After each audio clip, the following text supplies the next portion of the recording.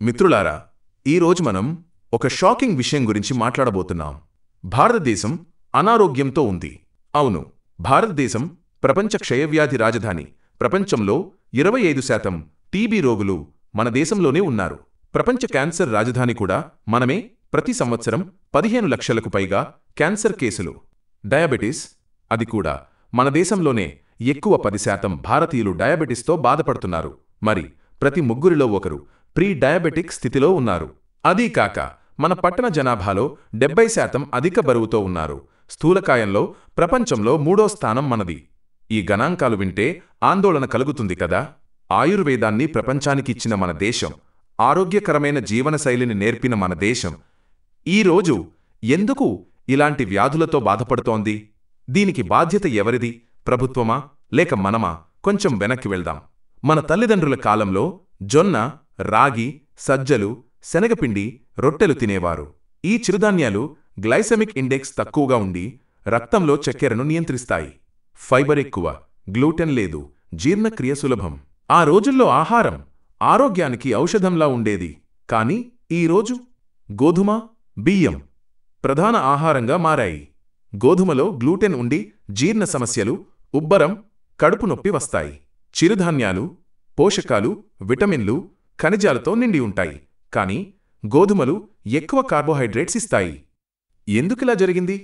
హరిత విప్లవం 1960లో ఆహార కొరతను తీర్చడానికి ప్రభుత్వం గోధుమ, బియ్యం సాగుకు సబ్సిడీలు ఇచ్చింది. చిరుధాన్యాల సాగు 60% తగ్గిపోయింది. ఇప్పుడు చిరుధాన్యాలు ఖరీదైనవి, సామాన్యుడికి అందుబాటులో లేవు. అదేవిధంగా స్థానిక ఆవుపాలు A2 ఆరోగ్యకరం. కానీ దిగుమతి ఆవుల పాలు A1 ఎక్కువ ఉత్పత్తి కోసం మార్కెట్లోకి వచ్చాయి. ఇవి జీర్ణ సమస్యలు తెచ్చిపెడతాయి. ఇంకా 1990ల నుండి ఎల్పీజీ సంస్కరణలతో పాశ్చాత్య బ్రాండ్లు మన ఆహారపు అలవాట్లను మార్చాయి. బెల్లం స్థానంలో రిఫైన్డ్ షుగర్, ఆవనూనె స్థానంలో పామాయిల్, మజ్జిగ స్థానంలో కోక్, పెప్సీ. ప్యాకేజ్డ్ ఫుడ్లో ప్రిజర్వేటివ్స్, కృత్రిమ రంగులు, ఎక్కువ చక్కెర, సోడియం, ఇవన్నీ న్యూరోటాక్సిసిటీ, ADHD వంటి సమస్యలకు దారితీస్తాయి. యూరోపియన్ యూనియన్ కంటే భారత్లో 50% ఎక్కువ ఫుడ్ అడిటివ్స్ అనుమతిస్తారు. షాకింగ్ కదా. అయినా ప్యాకేజింగ్పై సమాచారం చిన్న అక్షరాల్లో ఉంటుంది, ఎవరూ చదవరు. ఎందుకు ఇలా జరుగుతోంది? మొదట, అవగాహన లేమి.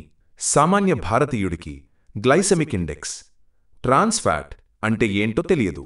రెండవది, ఆరోగ్యకర ఆహారం ఖరీదు. రోజుకు 500 గ్రాముల పండ్లు, కూరగాయలు తినాలంటే 5% జనాభాకే అందుబాటులో ఉంది. సగటు కుటుంబం నెలకు 3,913 రూపాయలు ఆరోగ్యకర ఆహారానికి ఖర్చు చేయలేదు. బదులుగా 50 రూపాయలు వీధి ఆహారాన్ని 68% మంది ఎంచుకుంటారు. ప్రభుత్వ పథకాలు క్యాలరీలపై దృష్టి పెడతాయి, పోషకాహారంపై కాదు. PM గరీబ్ కళ్యాణ్ యోజన, మధ్యాహ్న భోజనం, ఇవి బియ్యం, గోధుమలపై ఆధారపడతాయి. ఇంకొక సమస్య నిశ్చల జీవనశైలి. 35% భారతీయులు నగరాల్లో ఉన్నారు.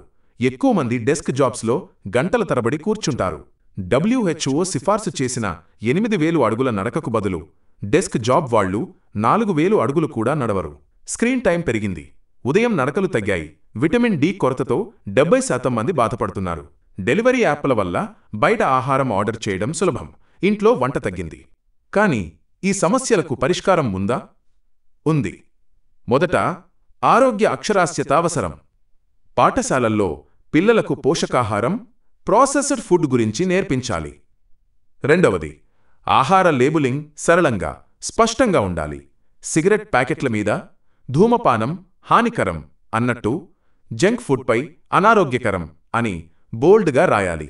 యూకేలో ట్రాఫిక్ లైట్ సిస్టంలా ఆకుపచ్చ, పసుపు, ఎరుపు రంగులతో ఆహారం ఆరోగ్యకరమా కాదా అని సులభంగా చెప్పాలి. మూడవది, ప్రభుత్వం పామాయిల్ వంటి హానికర ఆహారాలపై దృష్టి పెట్టాలి. ఆరోగ్య నిపుణులను విధానాల్లో భాగం చెయ్యాలి. నాల్గవది, జంక్ ఫుడ్ ప్రకటనలపై కఠిన నిబంధనలు, సెలబ్రిటీల బాధ్యత విధించాలి. ఐదవది, ఆరోగ్యకర ఆహారంపై సబ్సిడీలు, జంక్ ఫుడ్పై పన్నులు విధించాలి. మిత్రులారా, ఇది కేవలం మన ఆరోగ్యం గురించి కాదు, మన దేశ యువత గురించి, భవిష్యత్తు గురించి. ఆరోగ్యకరమైన శరీరం, మనస్సు లేకపోతే మనం దేశాన్ని ముందుకు తీసుకెళ్లలేం. మీరు నాతో ఏకీభవిస్తారా? కామెంట్స్లో చెప్పండి. మీరు గమనించిన అనారోగ్యకర అలవాట్లు ఏమిటి? దీనికి పరిష్కారం ఏమిటని అనుకుంటారు? ఈ వీడియో నచ్చితే లైక్ చేయండి, షేర్ చేయండి, మీ స్నేహితులకు పంపండి. ఆరోగ్యకర భారతం కోసం కలిసి అడుగు వేద్దాం. జై హింద్, జై భారత్.